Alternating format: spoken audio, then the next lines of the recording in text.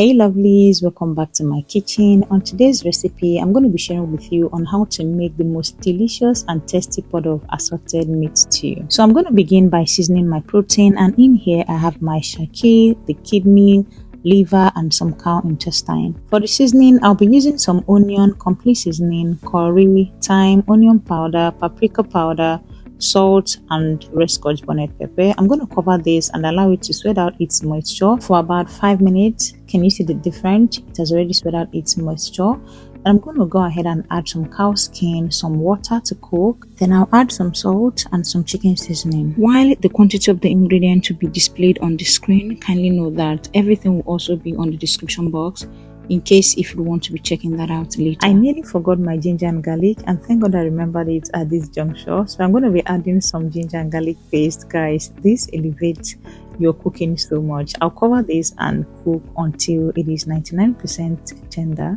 Then I'm going to scoop out and get it ready to be fried. Please, if you have any question to ask, kindly drop on the comment section. Also give this video a thumbs up by clicking on the like button. Thank you so much.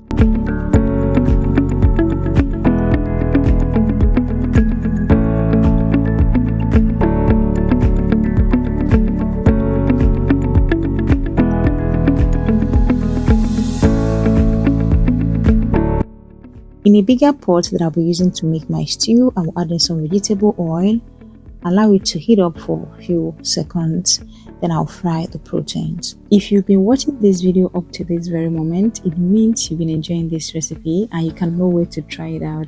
And trust me, I am so glad I could be of help, and I cannot wait to get your feedback here after you must have tried and enjoyed this recipe with your family.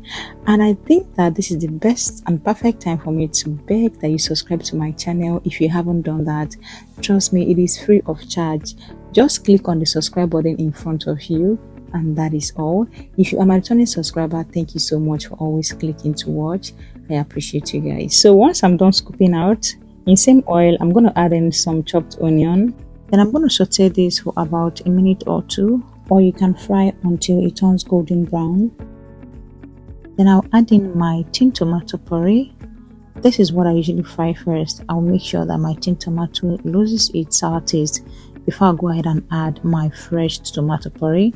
So I'm going to fry this for about, I don't think I can be able to calculate how many minutes it took me to fry this, but just know that you're going to stir fry this until the oil separates from the tomato. Okay, you're going to see that as we proceed, so do not leave this side at all.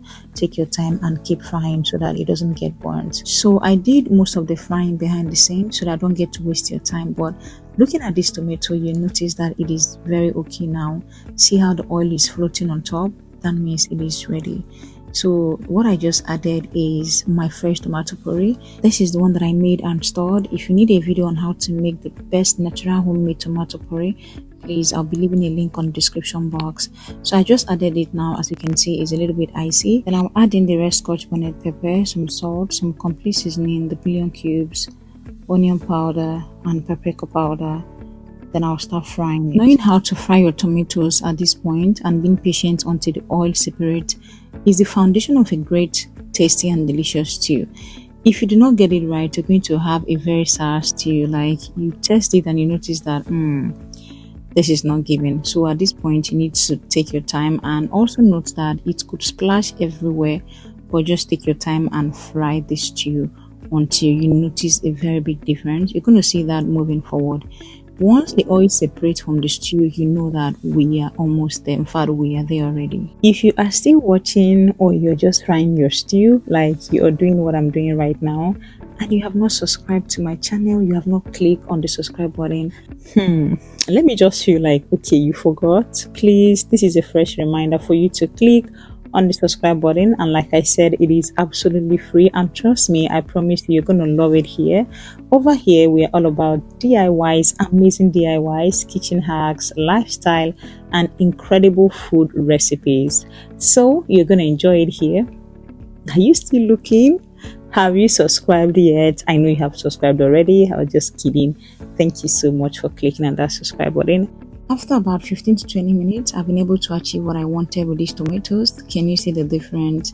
Can you notice how the oil has separated and is almost floating on top?